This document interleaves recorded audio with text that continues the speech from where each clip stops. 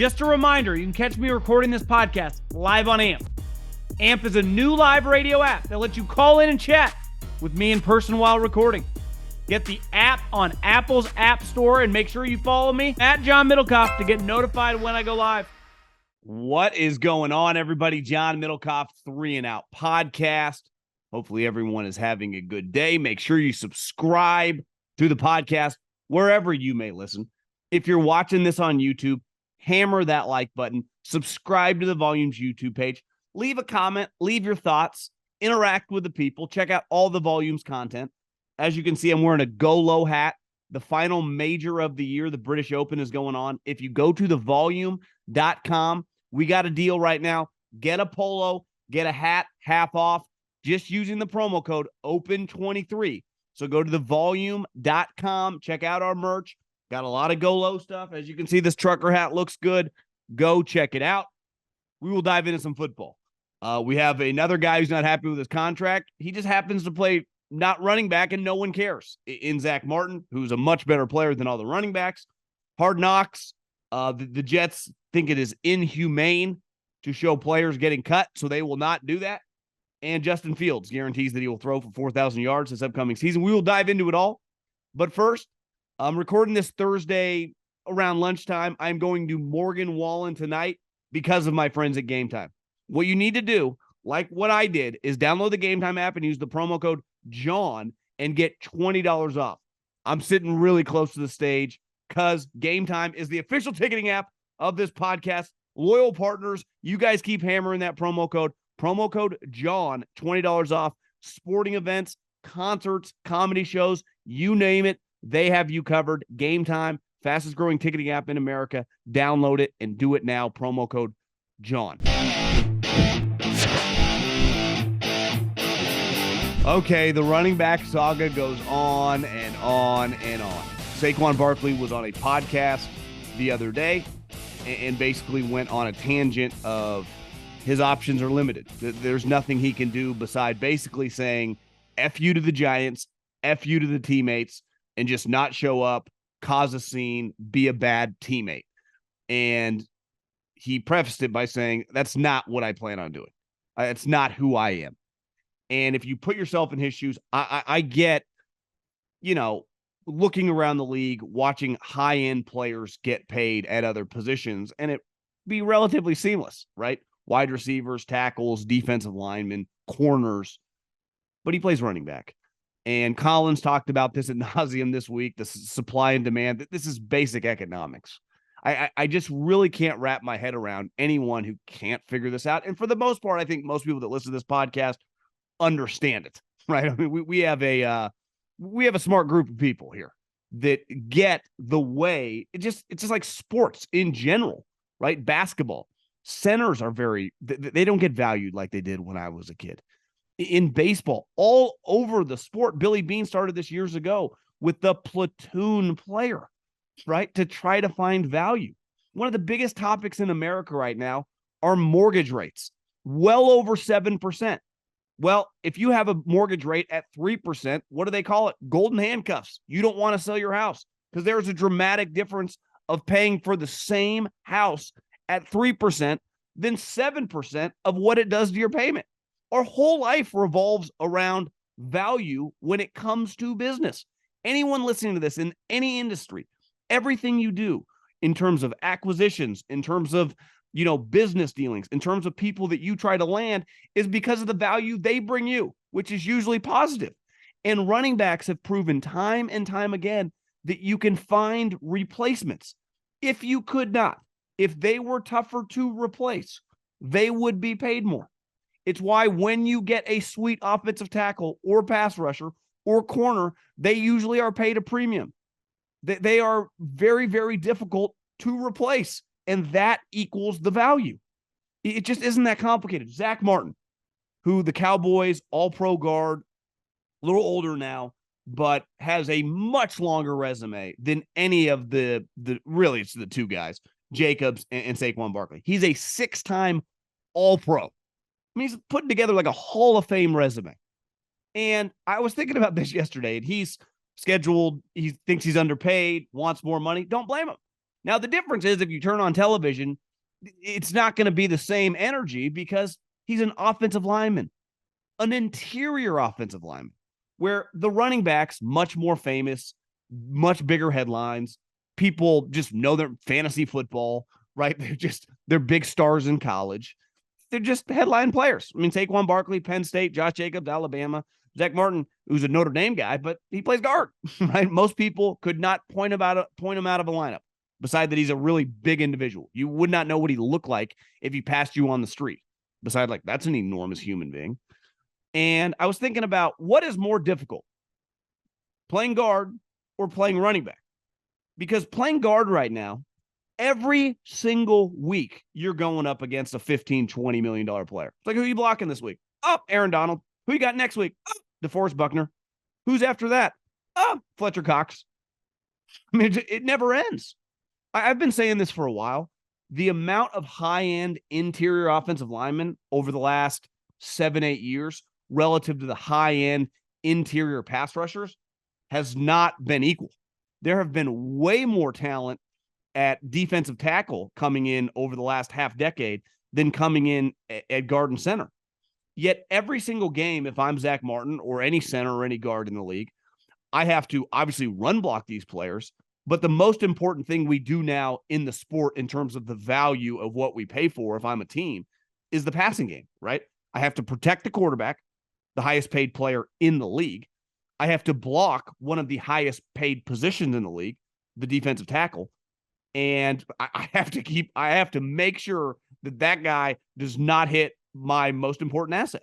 It gets back to like the Bill Walsh thing, right? He realized that the offensive tackle was, going up against LT back in the 80s, trying to protect Joe Montana, the most important player in the league.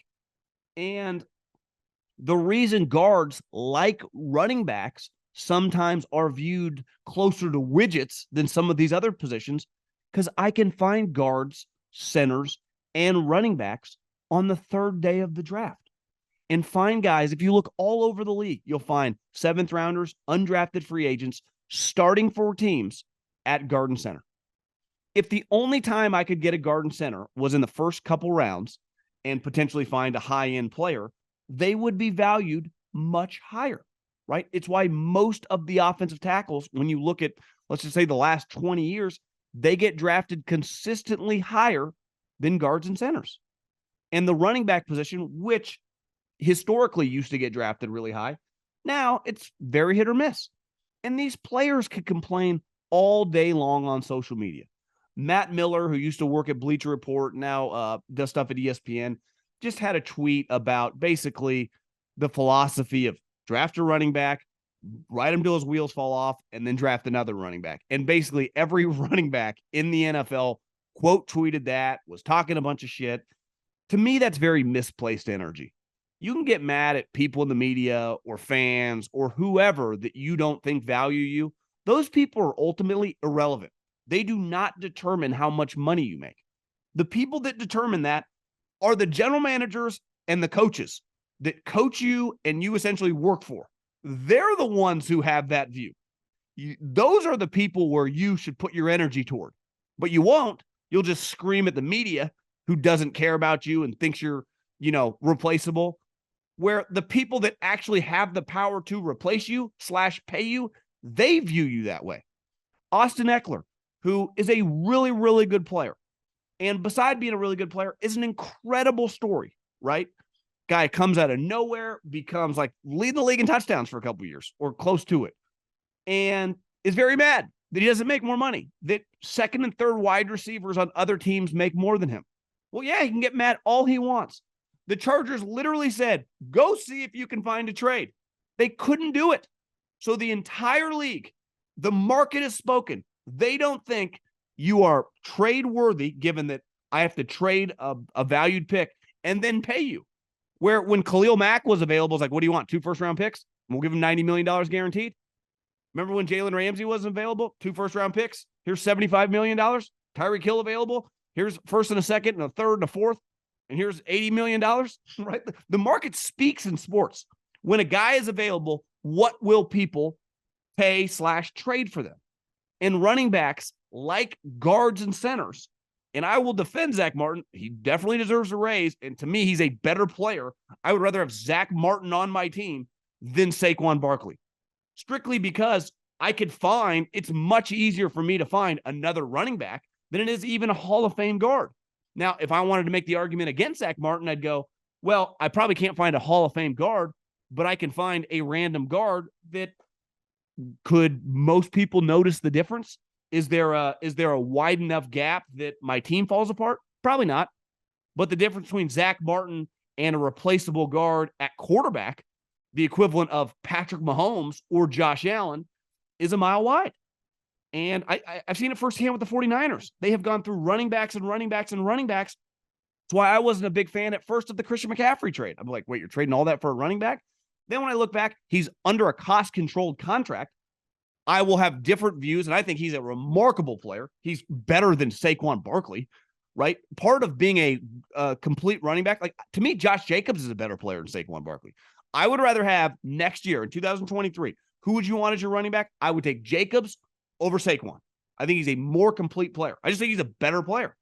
And again, I'm nitpicking high-end guys, like Saquon's really good. But when Saquon, this notion, and I'm going to go back to this, that he's just royally getting screwed. Some guys do get screwed. When you've made, right, when you're a 6th-round pick and you become a starter and you become a Pro Bowler and you're making $800,000, the gap between what you're actually worth, depending on the position, 10, 15, $20 million, and what you're making is large, right? It's 10, 15, 20x. But Saquon, the difference of what he's actually making right now, $10 million. At the end of this year, he would average $8 million a season at his, over a 6-year career. And maybe he's an $11 million player. The gap isn't that wide, right? If you're listening to this right now and you're making $200,000 and you think whatever you're doing for your company, you think you're a little underpaid. You're like, I should be making $250,000. That gap's not that wide. But if you're listening right now and you go, God, I'm making my company millions and I'm making $100,000. Should I be making $800,000? Like, that's a wide gap. Then we could have a serious conversation. You might be getting screwed. But to me, Saquon Barkley not getting screwed. Does he have some argument? He's worth a little bit more? Sure. The value to his team, what he means to his franchise. Yeah, but the gap, what are we talking? 15%? 10%? 20%? It's not that wide. He's acting like he's making $300,000 and he's worth 17. But that's not really the case here. He's been and continues to be paid a premium. But speaking of these GMs and coaches, and this is where the running back group that's now, I guess, based on the internet on this group text all together, I don't really know what they plan on accomplishing here, because it feels like they're going to end up just yelling on social media, kind of at fans and at the media, instead of yelling at the people that are in control. Vic Tafur, who has covered the Raiders for as long as I've ever been around him, I've known Vic, knows his shit. He's locked in, knows people, not just in the league, but he's dialed in with the Raiders. And there were reports that like it actually was close and Josh Jacobs was in the parking lot on the franchise deadline day. I guess that would have been Monday, that if a deal got done, he would have ran inside and signed the contract. And Tafur wrote that they were never very close. And I remember getting in an argument a couple years ago. I tweeted something about a player that his contract was really shitty and he was worth a lot more. And the agent got very mad at me. And we kind of when I say I know the agent, like I don't even think I've ever met him in person, but we've texted before and we got a phone call. We had a long conversation. We just kind of agreed to disagree, but it was cordial or whatever. And the one thing he did explain to me, which I guess I knew, but it makes sense. Whenever you are, let's say like Nick Bosa, for example, when I'm negotiating my contract, that 5th-year option, that if I'm going to negotiate after my 4th year or, even after my 3rd year, that 5th-year option is a set number. So if I guess Nick is done with his 4th year. So his 5th year, I don't have the number off the top of my head. Let's just say it's $20 million. That's what Nick Bosa's contract would be this year. That's guaranteed, right? Usually when I'm negotiating, if I'm his agent, that 5th year and then that 1st year franchise tag, like that is like the starting point of guaranteed money for a lot of players, right? So if that number's 20 and 25, we're at like 45, 50. There's non-negotiable, even anything close over that, right? So we are starting probably $60-70 million. Bose is obviously way higher. But so when you get a guy like Josh Jacobs, who is being franchise tagged at $10 million, where when I'm negotiating on his behalf as an agent, we're not starting at the guaranteed number around $10 million. We're actually starting at closer to 25 because I go, well, your franchise is tagging me this year. I know if I have another year like I just had, you'll franchise tag me again. That number's at $22-23 million. So, and Vic Tafur wrote that they weren't even remotely close to that number.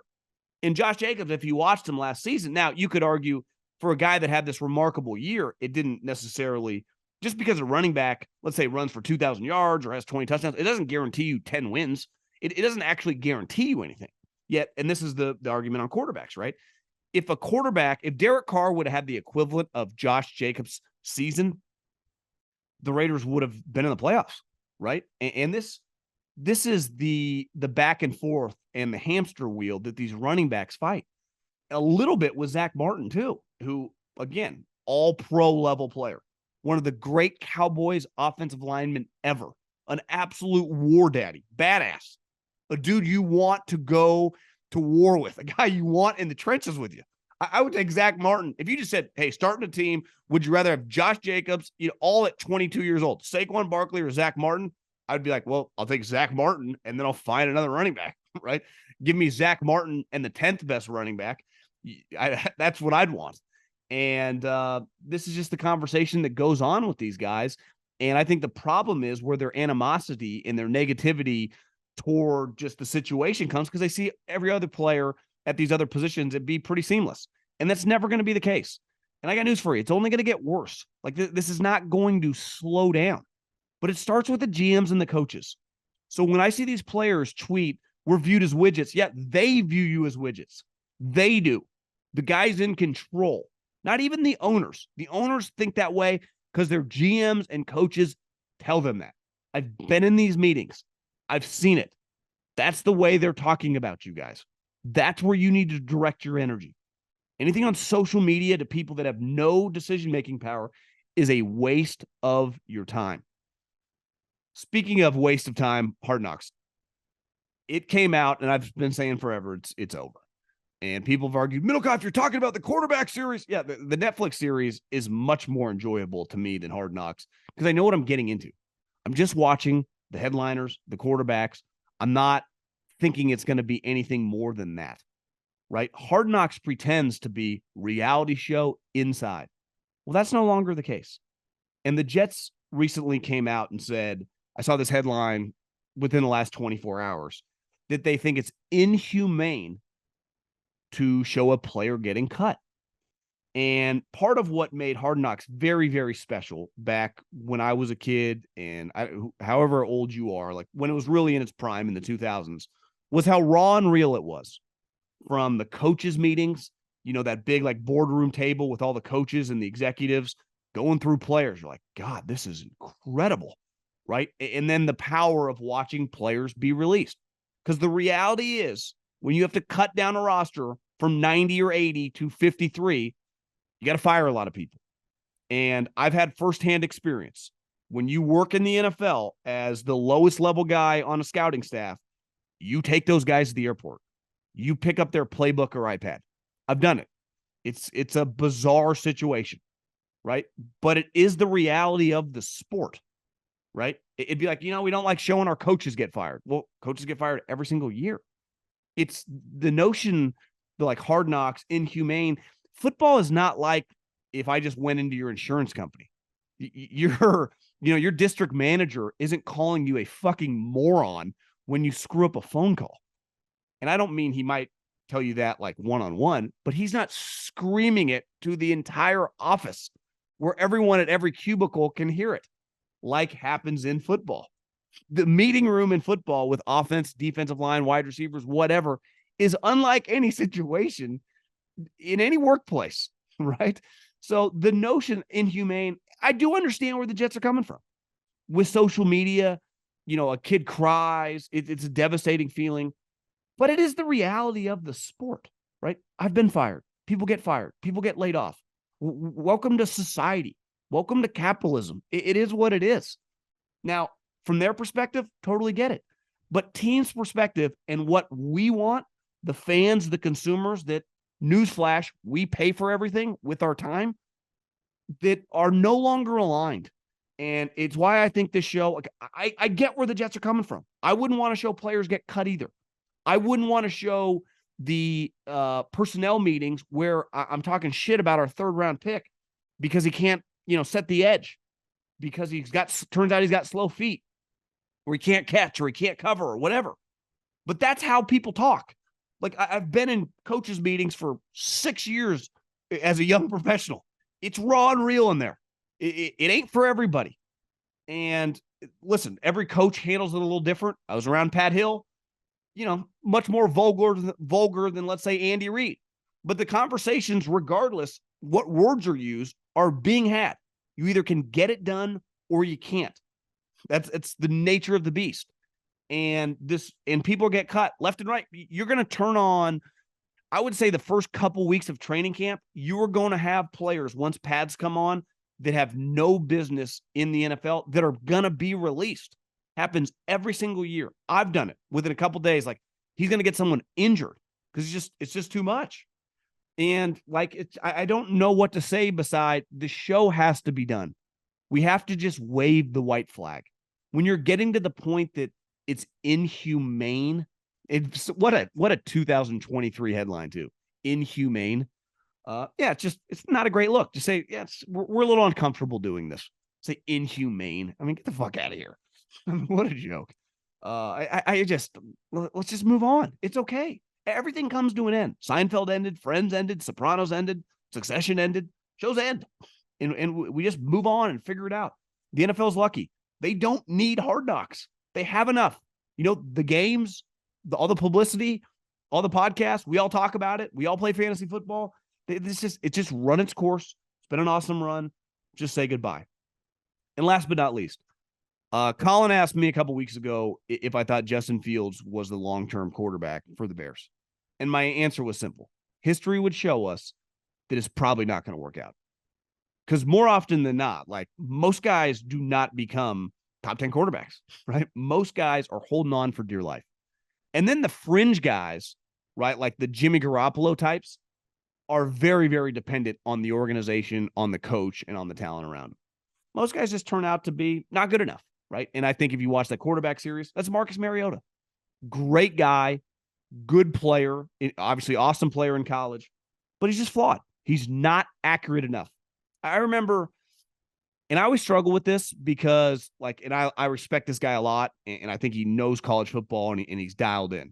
But I think sometimes when you're too close to it, and I remember interviewing Joel Klatt back when Mariota was coming out, or maybe it was Neuheisel, like one of the college football guys, and they were comparing Mariota to Steve Young.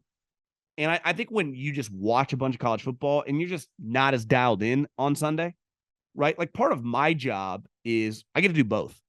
I watch a ton of college football and I watch a ton of NFL. It's like the best scouts in the league have to know the league and they have to know college football. And I remember Mariota in college, it was like, God, he's just not accurate enough. His accuracy, it wasn't good relative to, like, comparing him to Steve Young. And to me, that's been the downfall, because athleticism, I know he's been injured a little bit, but he's just not a good enough quarterback to be a high-end starter. And it's why he's kind of been a bridge guy, and now he's essentially a backup. To me, Justin Fields, I would just say history shows us that most guys do not become really good. And they've clearly done a lot to surround him with better players. The trade they made for DJ Moore. But I think a lot of people, especially Bears fans, think like the DJ Moore was specifically Justin Fields. To me, it was just a value move.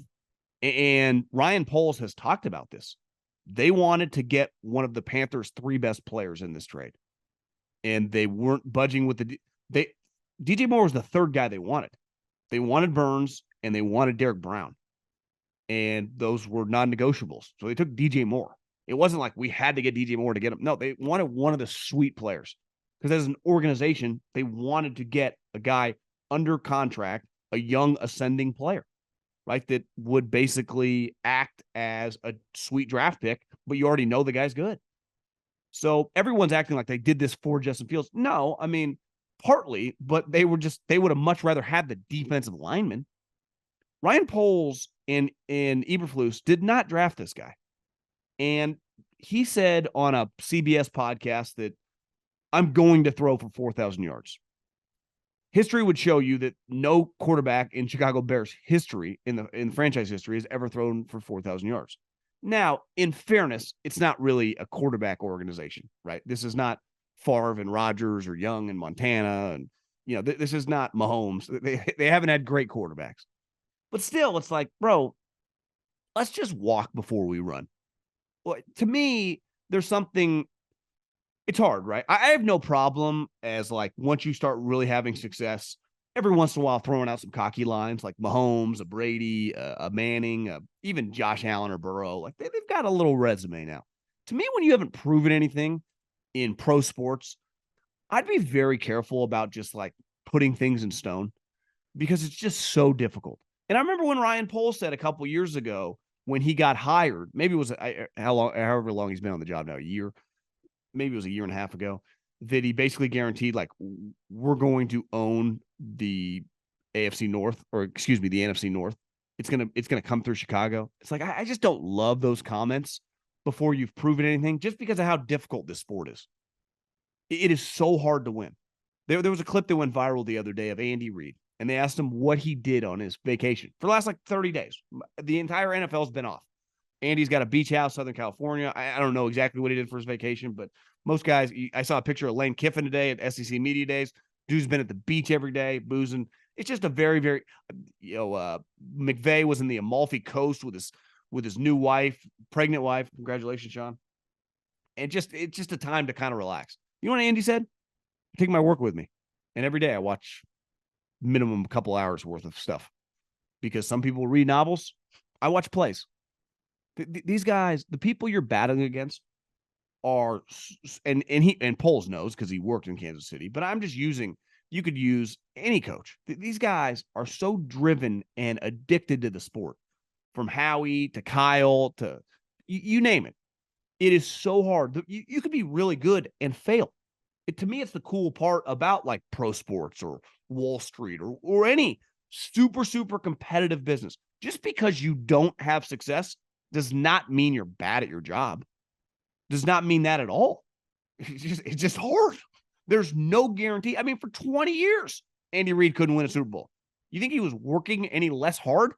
You think he wasn't trying as much as he tries now? Right? You think Belichick is trying any less hard this last 6 months than he did in some of the great Patriots teams? No. Or Saban or any of these guys. The work ethic never changed. These guys are fucking machines. And like Fields, I just, humility of the sense of, listen, I'm going to do everything humanly possible to make sure we're not drafting number one again. Number one. You had the worst record in the NFL. Think about the Houston Texans last year were a laughingstock. You guys drafted ahead of them. Now, ultimately, you didn't because you traded back, but you guys were the worst team in the league. Let's just, I know you come from Ohio State and Georgia and you've seen success, but let's just walk before we run. And I'm not very bullish on this. And I've liked Justin Fields coming out. I said over and over, after Trevor Lawrence, I would have taken him too. Because I'm a big believer in, I'm paying my coach $10, $15 million. Mold that dude. The arm strength, the athleticism, figure it out. When I hear, the processing and stuff, it's like, isn't that on you to coach him? Like, you're the teacher. And there are elements of like, not everyone is going to be Peyton Manning, but clearly guys can figure it out, right? And I thought at worst, like he could be some version of, I don't know, like Cam meets like Jay Cutler or something. And I don't know. I'm not very bullish on this situation. And doesn't mean I'm right. I've had a lot of people tell me, Titans fans not happy with my thoughts, that they have no chance to make the playoffs. Let me tell you this, Titans fans. I think your coach is a star. I listened to Vrabel with the Blessing with the Boys guys. Love that guy. I mean, Mike Vrabel's the man. But I'm also realistic about just the situation of compare yourself to the team in your division. If you told me that a random coach and they still had Trevor Lawrence, I wouldn't be as high as in the Jacks. But not only do they have Trevor Lawrence, who clearly by the end of last year showed to be everything we thought he might be able to become, and eventually a top 5 quarterback. But he has a top 5. He has a Super Bowl winning coach who also is the play caller. So he has a guy who knows what he's doing, who also happens to be a former quarterback. I'm betting on the Jags. Not necessarily betting against Vrabel. I think when the dust settles, you'll look up in the Titans. I don't think they're going to suck. They'll be 8-9, but that's like the worst place to ever be. It's like what happened with Dame Lillard's career a lot of the years. Like, you're just kind of battling for like a 7th, 8th seed, which is cool. There's something about being competitive, and I'm all for being competitive. I'm not a big fan of tanking until you get to the end of the season. There's kind of nothing to play for, and then winning games in December. I'm not into tanking in October, but I'm also, you got to be realistic with where the franchise sits. And Vrabel even talked about that on the podcast where he went, that's not really the way this league works. You never know. Things change so fast. And it's true. But yeah, I just not that high on the Bears.